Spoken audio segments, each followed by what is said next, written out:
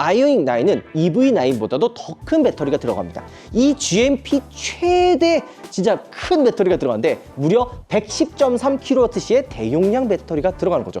야, 이제는 7천에서 8천만 원은 넘어갈 거란 말이에요. 그러면은 이 가격대에 살 수 있는 뭐 팰리세이드라든지 아니면 GB80과도 분명히 비교를 할 텐데, 아이오닉 9은 그런 차들과 비교했을 때 어떤 장점이 있냐?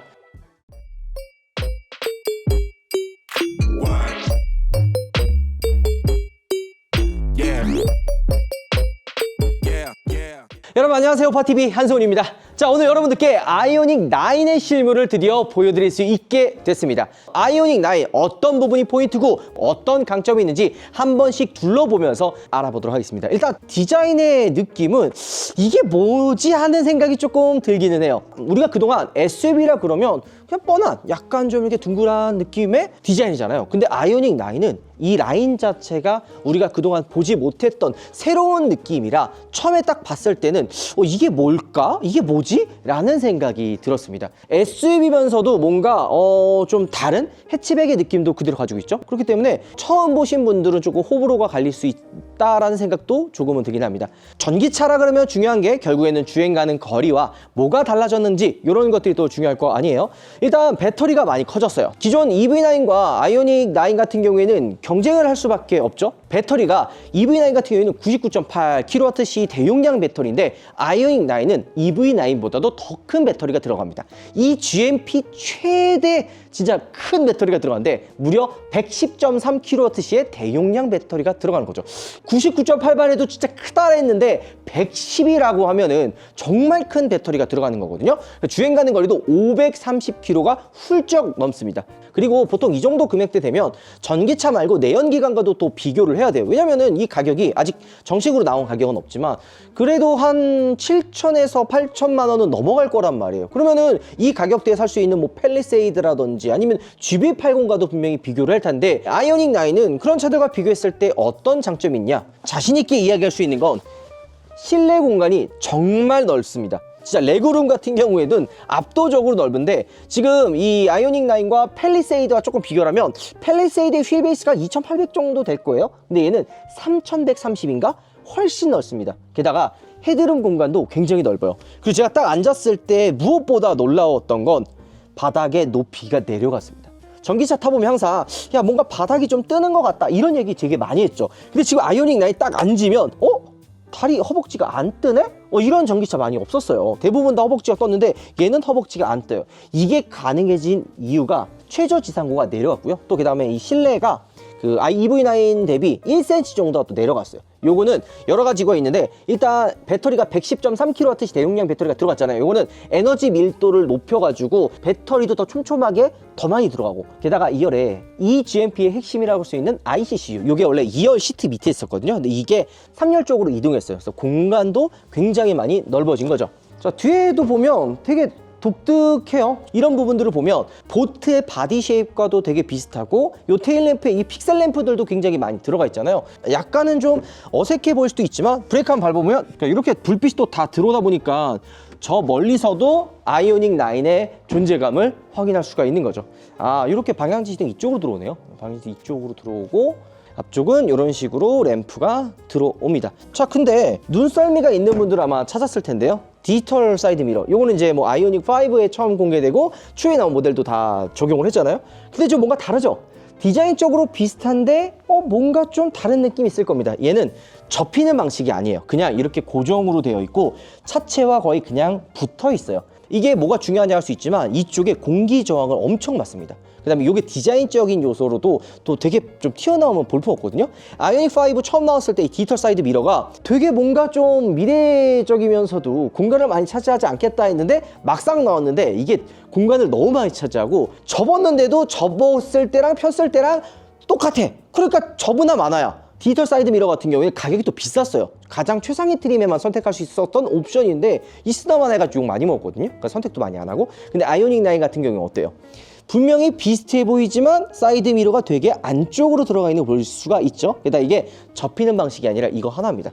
굳이 접을 필요가 없는 거예요. 그래서 아이오닉 5에 비해서 아이오닉 9이 들어가 있는 디지털 사이드 미러 같은 경우에는 조금 더 효율성이 확실히 좋아졌다고 볼 수가 있고요. 이게 그냥 단순히 뭐 작아졌다 이게 아니에요. 이 부분이 공기 저항을 많이 받다 보니까 여기 들어가 있는 디자인 하나하나 이 공기 저항을 받는 이런 부분들까지 엄청 신경 써서 만들었다 보시면 됩니다. 그래서 얘가 공기 저항 개수가 0.26 정도 나와요. 아마 EV9 같은 경우에는 0.28 정도 나오거든요. 그러니까 아이오닉 9이 EV9보다는 공기 저항 개수가 좀 더 좋다 볼 수가 있는 거죠. 그리고 아이오닉 9이라는 레터링으로 나왔잖아요. 그러면은 처음에 컨셉트카가 뭐였어요? 7이었단 말이야. 왜냐면 아이오닉 5, 아이오닉 6 여기 자연스럽게 넘어가려면 아이오닉 7으로 나오면 됐는데 아무래도 이 아이오닉 9으로 나온 이유는 EV9의 영향이 좀 없지 않아 있어 보여요. 왜냐면 EV9은 숫자가 9인데 아이오닉 9이 아이오닉 7으로 나온다 그러면 뭔가 밑에 트림인 것 같아서 아이오닉 9으로 나온 게 아닌가 이런 생각이 좀 들긴 합니다. 그리고 아이오닉 9으로 이름을 바꾸면서 플래그십 모델이란 걸 좀 더 강조한 거죠. 그다음 픽셀 램프 포인트들이 많이 들어가 있죠. 요거는 후진등인 것 같고 이런 픽셀 램프들이 이제 촘촘하게 들어가 있는 거를 볼 수가 있습니다. 게다가 요것도 좀 달라진 부분인데 보통 우리가 이런 레터링이 들어가면은 이게 튀어나오잖아요. 그러니까 이렇게 밖으로 이렇게 좀 나오는데 아이오닉 9은 어때요? 안으로 다 들어가 있죠. 금형을 파가지고 다 레터링을 안쪽으로 집어 넣어 놓은 거예요. 이렇게 만져보면은 하나의 면처럼 들어가는, 이게 되게 별거 아닌 것 같아 보이면서도 이런 심플한 느낌을 이 아이오닉 9을 통해서 좀 통일감 있는 되게 좀 깔끔하게 보일 수 있게끔 만들어 놓은 게 보입니다. 트렁크 여는 버튼은 이게 아니에요. 이건 아니고 여기 있습니다. 이걸 누르면 트렁크 열리는 거죠.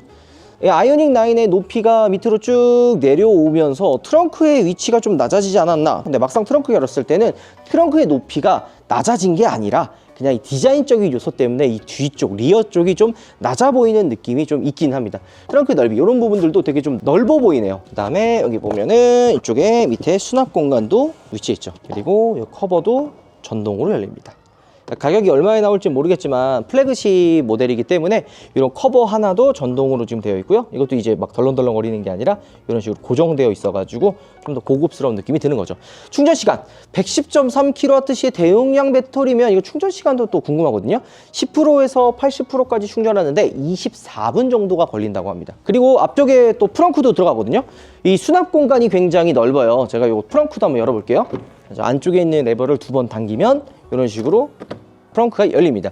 트렁크의 공간도 굉장히 넓어요. 차가 큰 만큼 이 트렁크의 공간도 굉장히 넓죠. 근데 이거 이제 흡음재까지도 추가로 들어간대요.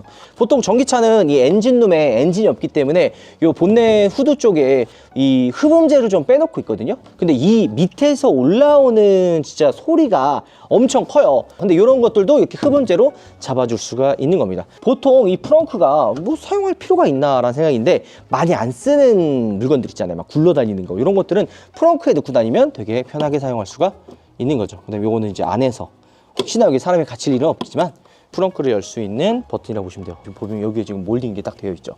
이 안쪽으로도 공기가 들어가면서 공기 저항이 생기는데 지금 요 보닛과 이 램프를 이어주는 이런 부분들의 이음새가 되게 꼼꼼하게 마감이 되어 있어요. 이러니까 이제 이 안에 공기가 들어가지 않고 흘러서 이 공기 저항 개수도 훨씬 더 좋아진 거죠.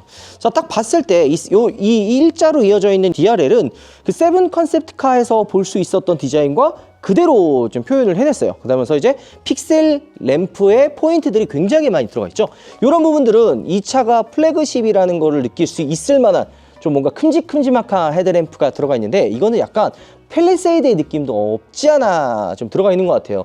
이 아이오닉 9 자체가 팰리세이드의 전기차 모델이라고 해도 사실 되거든요. 그만큼 플래그십 모델이니까 더 넓고 더 크고 더 공간 활용성도 더 좋고요. 게다가 이게 헤드램프가 좌우측 끝에 있어서 그냥 가만히 있어도 차가 큰데 이 디자인적인 요소 때문에 더 커 보이는 거예요. 근데 이런 거는 이제 그냥 센서들, 요 앞에 이제 센서들이 있는데 요 센서 말고도 요 안에 픽셀 램프가 포인트로 쭉 들어가 있는 것들을 볼 수가 있습니다. 그리고 아마 영상에 보시는 분들의 10명 중 한 다 6분 정도는 분명히 호불호가 있을 거라고 저는 생각이 드는데 앞에 이 느낌은 캐스퍼 EV의 그 느낌과 좀 비슷하지 않나요? 물론 개인적인 취향 차이도 있을 수 있지만 전 딱 오픈하자마자 딱 이 차를 처음 보자마자 캐스퍼 EV를 좀 늘려놓은 거 아니냐라는 생각이 좀 들긴 합니다. 실내도 보면 수납 공간들이 굉장히 많이 숨겨져 있어요. 이런 부분들 수납 공간 있고 글로브 박스 있고요. 여기도 수납 공간, 여기도 수납 공간입니다. 보통 수납 공간이 이렇게 많은 데는 여러 가지 이유가 있는데 이 차는 패밀리카잖아요. 패밀리카이기 때문에 이런 숨겨진 공간들, 그러니까 진짜 뭐 핸드폰 같은 거 애매하게 놓을 때 있잖아요. 막 핸드폰도 저 어디 놓지? 지갑을 어디다 놓지? 이런 부분들이 다 이런 데다 그냥 놓으면 돼요. 그 다음에 앰비언트 무드등이 안쪽으로 이렇게 은은하게 들어가 있는데, 앰비언트 무드등 제가 두 가지 타입 있다 그랬잖아요. 판물에 쫙 보여주는 게 있고 간접등처럼 은은하게 들어오는 등이 있는데, 이 아이오닉 9 같은 경우에는 은은하게 들어오는 간접등이 들어가 있어서 좀 더 고급스럽게 보여줍니다. 그 다음에 엔진 스타트 버튼은 이쪽에 있어요. 아이콘이나 이 계기판 여기 보면은 새로운 디자인이에요. 처음에 우리가 봤었던 이 레이아웃과는 좀 다릅니다. 이런 버튼들도, 이 위치도 어떻게 보면은 좀 이게 뭔가 포인트냐라고 할 수 있지만, 이런 동글동글한 이런 라인들과 포인트가 되게 직관적으로 되어 있어요. 그러니까 직관적이라는 거는 내가 사용하기 좀 편하게끔 위치가 들어가 있다는 거죠. 여기 릴렉션 시트가 1열과 2열에 다 들어가 있고요. 양방향으로 열리는 센터 콘솔 요게 들어가 있고, 요거는 이제 7인승 모델이기 때문에 유니버셜 아일랜드 요게 움직이진 않아요. 근데 이게 6인승 모델이면 2열에 이 시트가 앞뒤로 움직이는 거죠. 게다가 지금 보면은 시거잭도 있고 USB 단자가 있는데, 얘는 V2L이 아닙니다. V2L이 아니라 V2P로 들어가요. V2L은 그냥 콘센트 연결해가지고 사용하는 거잖아요. 근데 이 V2P는요, 안쪽에 있는 이 C타입 단자가 초고속 충전이 가능하게 해줍니다. 뭐가 달라진 거지 할 수 있을 텐데요. 보통 일반적으로 220V 여기 이제 있는 내연기관 차들은 10W, 한 8W 정도도 안 돼요. 되게 전압이 약해가지고 뭐 커피포트나 이런 거 사용하면 바로 그냥 전력 끊어져가지고 사용도 못 하거든요. 얘는 100W까지 사용할 수가 있습니다. 초급속, 그러니까 전력을 많이 사용하는 전자기기도 이 C타입 단자 이걸로 다 사용할 수가 있는 거예요. 이게 왜 중요하냐면, 이 아이오닉 9 같은 경우에는 공간이 넓은 차잖아요. 그래서 이 넓은 공간을 활용해가지고 뭐 캠핑이라든지 차박 같은 것도 다 할 수 있을 텐데, 이 차박을 했을 때 이 C타입 단자로 전력이 낮은 차들은 사용할 수 있는 게 많이 없어요. 그러니까 조금만 사용하면 바로 그냥 전력 다운되고 막 이러면은 불편한데, 얘는 다 사용할 수 있는 전력으로 쓸 수가 있는 거죠. 그 다음에 이런 이제 픽셀 포인트들도 굉장히 예쁘고요. 그 다음에 이 수납 공간도 활용할 수 있는 게 다양한데, 이게 지금 트레이가 또 빠지거든요. 근데 여기 안쪽에 깊게 칸을 나눠 가지고도 사용할 수가 있는 거고요. 자, 그 다음에 여기 보면 송풍구 온도 조절하는 것도 이 레버가 되게 좀 딱 만졌을 때 조작감이 좋아요. 그 다음에 에어벤트가 이렇게 일자로 쭉 이어져 있어 가지고 실내 공간도 훨씬 더 넓어 보입니다. 알루미늄 소재 간이시거든요. 그래서 좀 더 고급스러운 느낌도 보여지는 거죠. 그리고 여기 보면 드라이브 모드가 여기 있는데, 지금 여기에 불빛이 드라이브 모드에 따라서 에코, 노멀, 스포츠 빨간색이고, 마이 드라이브 모드는 보라색, 이렇게 드라이브 모드가 바뀌고, 큰 포인트 중에 하나인데, 이 디지털 사이드 미러가 처음에 나왔을 때는 눈에 잘 안 들어왔어요. 위치도 좀 애매하고, 지금 이 아이오닉 9에 들어가 있는 이 디지털 룸밀러는요, 눈에 되게 잘 들어옵니다. 아마 이제 실제로 다른 분들도 봤을 때 위치, 각도 보여지는 이런 부분들이 좀 되게 눈에 잘 보일 것 같아요. 이 디지털 사이드 미러가 되게 좋아요. 막 어두울 때라든지 비가 올 때, 뭐 안개가 꼈을 때, 이럴 때 디지털 사이드 미러는 되게 잘 보이는데, 일반 사이드 미러는 좀 영향을 좀 받거든요. 이런 부분들은 좀 강점이라서 실제로 나온다 그러면 사용자 평이 되게 좋지 않을까 생각이 조금 듭니다. 자, 2열의 공간을 아마 궁금해 하실 텐데, 이렇게 선 커튼도 들어가 있고 굉장히 넓어요. 시트도 그렇고 레그룸, 헤드룸 공간이 굉장히 넓습니다. 진짜 팰리세이드랑 비교한다고 해도 훨씬 더 넓은 것 같아서, 야, 이 부분은 아마 아이오닉 9이 처음에 딱 나오면 소비자분들이 깜짝 놀랄 거예요. 공간이 넓으니까. 열선 통부 시트 다 들어가 있고, 여기 또 수납 공간이 또 따로 있고. 아이오닉 9의 또 하나의 장점은 바로 3열이에요. 보통 3열이 있으나 마나한 경우가 진짜 많거든요. 공간이 이제 협소하니까 약간 좀 사람이 타기 좀 힘들다, 이런 경우가 되게 많은데, 지금 아이오닉 9 같은 경우에는 헤드룸 공간이 압도적이에요. 팰리세이드, 기존 팰리세이드와 비교해도 3열 공간이 좀 넓고요. 게다가 등받이도 이렇게 전동으로 조절이 됩니다. 여기 C타입 단자도 초급속 출력을 보여주는 단자가 들어가 있습니다. 컵홀더도 위치해 있죠. 이 7인승 모델 같은 경우에는 이 레일이랑 요 움직이는 거 있죠. 이거 수동으로 되거든요. 이렇게 버튼으로 원터치로 빨리 이제 좀 사람이 탈출할 수 있게끔 수동으로 되어 있는 거죠. 여기 6인승 시트 같은 경우에는 90도, 180도 이렇게 돌아가는 스위블 체어로 들어가 있어요. 얘는 7인승이기 때문에 안 들어가 있는 거죠. 자, 오늘 여러분들께 아이오닉 9의 실물을 처음으로 보여드렸습니다. 좀 더 디테일하게 보여드리고 싶은데 촬영 시간이 너무 짧아가지고 다 못 보여드리기 조금 아쉽긴 합니다. 자, 근데 확실히 참 괜찮게 나온 것 같아요. 왜냐면은 우리가 생각했었던 그런 아쉬운 부분들을 많이 보완을 해서 나왔고, 되게 조용하다고 하거든요. 시승차가 나오면 주행을 한번 해보면서 장점과 단점들 여러분들께 알려드리도록 하고, 이 정도 금액의 이 차, 이 상품이라면 저는 나름 잘 나왔다고 생각이 듭니다. EV9에서 있었던 단점들 같은 경우 뭐 이런 공간, 활용도, 차 크기, 주행거리 이런 게 더 많이 다 좋아졌다 보니까 아마 나온 다음에 우리나라 소비자분들도 많이 좋아할 거라 생각이 좀 드네요. 오늘 영상 많이 하도록 하겠습니다. 들어보겠습니다. 잠깐 여러분들, 역대급 이벤트가 또 진행이 됩니다. 이 바하그라프트 방향제 1기 원래 가격이 36,900원이었거든요. 근데 이번에 단 열흘 동안 29,900원으로 파격적인 할인이 들어가는 거죠. 뭐 바하그라프트 방향제 뭐 이야기하면 입이 아픈데 패키지가 굉장히 고급스럽기 때문에 선물용으로도 말할 필요가 없고요. 실내 인테리어용으로 사용하기에도 정말 예쁜 디자인을 가지고 있죠. 어디서 한다고요? 우파몰에서 열흘 동안 29,900원의 이벤트 많이들 신청해 주십시오. 선물용으로도 기가 막혀요. 바하그라프트